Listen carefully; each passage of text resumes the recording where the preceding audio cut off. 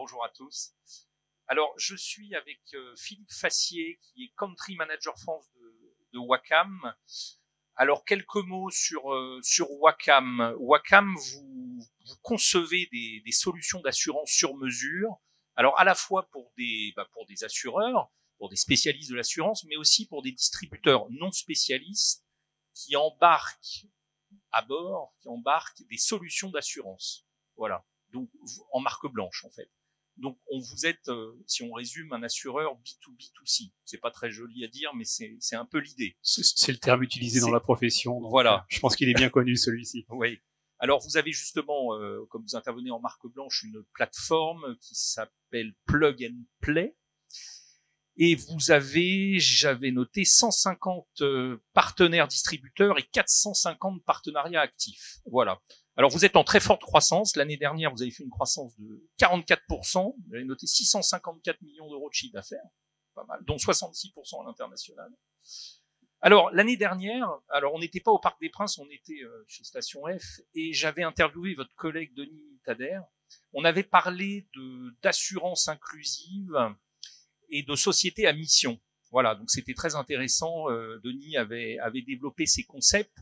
Et c'est bien de se retrouver un an après dans ce magnifique endroit qu'est le Parc des Princes pour parler concrètement de ces notions, mais avec un exemple à l'appui, parce que vous venez de signer, enfin vous venez en début d'année, ça fait déjà quelques mois, vous avez signé un partenariat avec la mairie de Paris, alors en lien avec votre partenaire mutualiste Vif Conseil, voilà. Et alors, vous aviez répondu à, alors c'est pas un appel d'offres pour la mairie de Paris, on dit un appel à manifestation d'intérêt, hein, c'est ce que vous me disiez quand on a préparé l'interview. Voilà, donc vous avez répondu à cet appel à manifestation d'intérêt, vous avez gagné, donc avec Vif Conseil, et vous proposez une solution d'assurance multirisque habitation pour les locataires de la ville de Paris, donc ça fait quand même beaucoup de monde, qui ont des ressources, on peut dire, modestes. Voilà, c'est plafonné. Alors, est-ce que vous pouvez nous en dire peut-être un peu plus sur ce partenariat? Ouais, avec grand plaisir. Bonjour à toutes et à tous. Alors, juste avant de commencer, une petite promotion pour l'équipe de foot qui va débuter vers 13h. Donc, il y aura plusieurs équipes qui vont s'affronter, des équipes de la profession qui vont s'affronter. Donc venez nombreux les encourager, les supporter. C'est pas toujours évident. Alors ils sont dans un lieu magnifique, hein, le Parc des Princes, donc ça va être assez extraordinaire de voir ça. Et donc nous sommes à fond derrière l'équipe de Wacam, évidemment. Alors, je vais essayer de répondre à votre question sur la mairie de Paris. La mairie de Paris en tandem avec le groupe Vive. C'était un projet sur lequel Denis travaillait. Et effectivement, vous avez raison de le rappeler. Denis, notre chef de mission chez Wacam, qui a un rôle important dans toute l'organisation de Wacam. Il est embarqué avec nous sur l'ensemble des affaires que l'on propose à l'entreprise. Il reporte directement au président. Donc nous avons des enjeux importants sur la société à mission chez Wacam. C'est une réalité opérationnelle. Ce partenariat que nous avons signé avec la mairie de Paris est un exemple, il y en a d'autres, mais je vais uniquement élaborer celui-ci. Donc nous étions en pleine réflexion, même avant le contact avec la mairie de Paris. Nous avions travaillé sur un projet avec le groupe Vive sur l'assurance inclusive, et là notamment l'assurance à marge nulle. Est arrivé cet appel à manifestation d'intérêt. Nous avons décidé d'y répondre conjointement. Il y avait beaucoup d'acteurs qui J'allais vous demander, vous étiez nombreux à répondre? On était nombreux, je voudrais pas dire de bêtises, mais je pense qu'on était une douzaine. 14 candidatures ont été remises, 12 ont été retenues, et le tandem Wacam mairie de Paris a été sélectionné par la mairie de Paris. Concrètement, ça veut dire quoi? Ça veut dire que nous avons élaboré un programme multirisque habitation pour une population dite fragilisée, avec des revenus relativement faibles, et il y avait une attente importante de la part des administrés de la mairie de Paris, et c'est encore plus vrai aujourd'hui avec l'inflation galopante. Mairie de Paris avait bien identifié ses besoins auprès de ses habitants, pour essayer de créer quelque chose. Alors, On n'a pas voulu tomber dans le travers du low cost. On a tout de suite, dès l'entrée des discussions avec la mairie de Paris, proposé un programme complet avec un système d'onboarding, donc un système de souscription facilité, à la fois au travers des plateformes digitales, mais aussi au travers des présences physiques. Groupe Vive est très présent dans le monde des bailleurs sociaux, donc a une présence dans plus d'une dizaine d'agences dans Paris. Donc on a pu combiner à la fois l'approche omnicanal sur ce produit pour répondre aux attentes de ces assurés. C'est la mairie de Paris qui avait fixé, j'imagine, un cahier des charges assez précis, où vous aviez une certaine latitude pour proposer vos... Alors, les deux.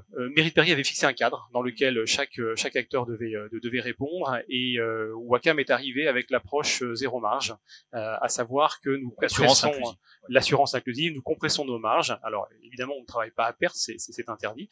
On compresse nos marges, et tout ce qui est au-delà de nos marges, si on dégage des bénéfices dans le cadre de ce partenariat qui a été signé pour 3 ans. Il existe, on a mis en place un compte de stabilité qui permet de pouvoir redistribuer sous une forme qui sera déterminée, c'est encore un petit peu tôt pour le dire aujourd'hui, la forme sera déterminée soit par une baisse des tarifs, soit par une amélioration des garanties, qui sont déjà bien complètes, remplacement à neuf, une franchise très faible, pas de frais de souscription par exemple, pour répondre vraiment à cette attente d'une protection du pouvoir d'achat. Si des bénéfices sont dégagés, ils seront redistribués de manière associative ou de manière amélioration du produit. Vous avez mis en place ce partenariat en début d'année, avril printemps, 2023. On est en novembre. C'est peut-être encore un peu tôt, mais je voulais quand même vous demander, est-ce qu'on peut déjà tirer un bilan provisoire de ce partenariat ? Oui, on peut tirer un bilan, mais il est vraiment très provisoire. Il est provisoire à 2 niveaux, à la fois sur la production, donc le nombre d'affaires que nous avons réalisées. On est dans le budget aujourd'hui. On avait anticipé un budget qui est aux alentours d'1 million d'euros de chiffre d'affaires. Donc, on est dans le budget en termes de chiffre d'affaires. Là où nous avons besoin de voir encore un petit peu d'avoir du recul, c'est sur la profitabilité du compte. On est à quelques mois, et je pense qu'il faudra attendre entre 12 et 18 mois avant d'avoir un regard précis sur la sinistralité. On le sait tous, dans cette salle, dans un cycle économique inversé, on définit un tarif aujourd'hui dont on connaîtra les résultats demain ou après-demain en fonction de la longueur de la branche. Là, on estime qu'au bout de 18 mois, on aura une bonne visibilité. On connaît les profils des assurés. Ce qu'on ne connaît pas réellement, c'est la concentration de ces profils. On a tous les assureurs de la place ont des personnes modestes dans leur portefeuille, ont une concentration d'appartements versus maisons importante. Par contre, peu d'acteurs ont une concentration aussi forte sur une ville telle que la mairie de Paris. Donc on a besoin de travailler un petit peu cet aspect exposition. Donc on a mis en place des comités de pilotage du portefeuille avec les partenaires, avec le partenaire Vive, le partenaire qui gère aussi les sinistres, et bien entendu la mairie de Paris. Tous les mois, on se réunit et on discute un petit peu du comportement de la sinistralité du compte. Vous faites des rapports d'étape exactement réguliers avec la mairie de Paris et Vive. Moi, j'avais une question plus globale parce que finalement, c'est une équation complexe.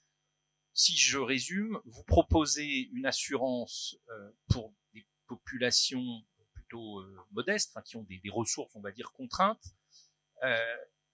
Vous, il faut que vous rentriez, comme vous aviez dit, l'idée c'est de parvenir à une marge nulle, mais ça veut dire qu'il ne faut pas non plus que vous perdiez de l'argent, c'est pas le but, évidemment.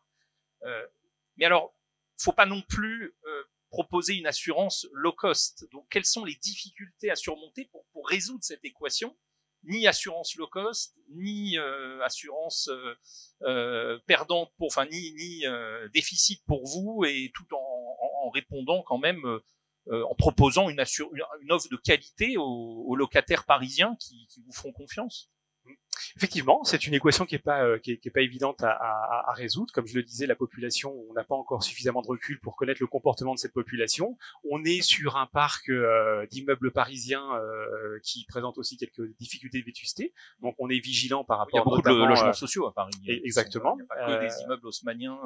Il y en a aussi. Une population aisée. Il y a un mélange, il y a un mix. Voilà.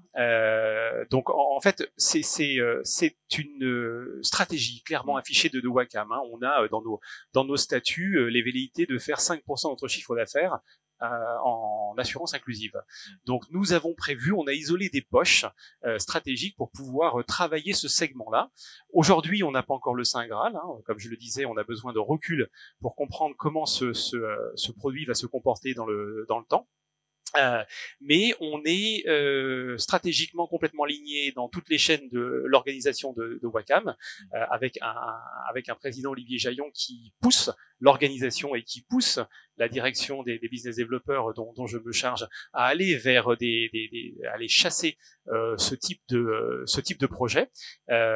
Comment tout cela va se comporter dans le temps? Je vous dis, il faut se laisser un petit peu de temps. On est sur un projet de long cours avec une volonté affichée de travailler cet aspect-là. Gardons à l'esprit que l'assureur est un stabilisateur social et que Wacom se trouve pleinement dans son rôle aujourd'hui à mettre en place, à réserver une partie de ses investissements sur l'assurance inclusive. Oui, il y a aussi un rôle effectivement social et vis-à-vis de la société dans cette innovation, dans cette idée. Alors, on parle de populations, donc on a dit, qui ont des ressources contraintes et qui ne sont pas forcément à l'aise avec l'outil numérique. Alors, je sais qu'on va parler beaucoup de digital aujourd'hui. Évidemment, aujourd'hui, tout se fait via Internet. Mais il faut aussi le dire, il y a des populations, des individus qui ne sont pas à l'aise avec cet outil, notamment des personnes âgées. Alors, je crois que vous avez évoqué le fait que vous proposez une offre multicanale, hein. C'est important aussi de mettre une présence humaine, de faciliter la démarche de souscription pour des gens qui ne sont pas des jeunes start-upers très à l'aise avec l'outil digital. Absolument. Ouais. Alors, ça faisait partie un petit peu des attentes aussi de la mairie de Paris, oui, d'avoir une proposition à la fois physique et digitale. Figital ou omnicanal, avec cette possibilité de pouvoir rentrer par le digital, revenir sur une agence physique ou une personne au téléphone. Donc en fait, on a réussi à combiner. Donc je le disais que c'était une attente de la mairie de Paris et ça a pesé lourd dans la candidature, dans le tandem Wacom Vive, le fait d'être en capacité de pouvoir offrir ces trois dimensions, le full digital, la plateforme téléphonique et la présence physique dans des agences Vive Conseil au sein de Paris. Oui, c'est l'avantage d'être avec un réseau mutualiste. Exactement. Ouais. Ça fait partie un petit peu aussi de la stratégie de Wacom, de s'associer. Wacom ne distribue pas, on est en marque blanche comme vous le disiez, on ne distribue pas nos produits, on s'associe avec des partenaires dont on détermine un petit peu les clés de succès pour la commercialisation des produits qu'on fabrique, qu'on co-fabrique très souvent ensemble d'ailleurs. Et évidemment, quand on avait cette approche sur la multirisquabilitation inclusive, le physique était important. Alors, dans la réalité aujourd'hui, on est un petit peu plus de 80% qui est géré en physique, hein, donc sur les souscriptions, le million d'euros dont je vous parlais, un petit peu moins de 20% qui est en full digital, mais aujourd'hui, on n'a pas encore complètement réussi à isoler ce qui était le full digital. On le voit, c'est un processus de souscription complètement en ligne, donc il est facilement déterminé. Oui, par contre, les gens qui se promènent entre 2 ou 3 moyens de souscription, là c'est un petit peu plus difficile à déterminer, mais on se rend compte que les gens ont quand même besoin d'avoir à minima quelqu'un au téléphone, voire rentrer dans une agence pour le faire, voire aider à la compréhension de ce que l'on achète, ce pourquoi on est couvert et ce contre quoi nous ne sommes pas couverts. Et Wacom a aussi, ça fait partie de ses engagements à mission, Wacom a beaucoup travaillé sur le score de lisibilité de ces contrats d'assurance pour s'assurer que notamment ce consommateur qui est socialement défavorisé n'ait pas de difficulté à comprendre, ne soit pas exclu de l'assurance. Exactement. Voilà. Alors, donc on a un travail sur le langage clair.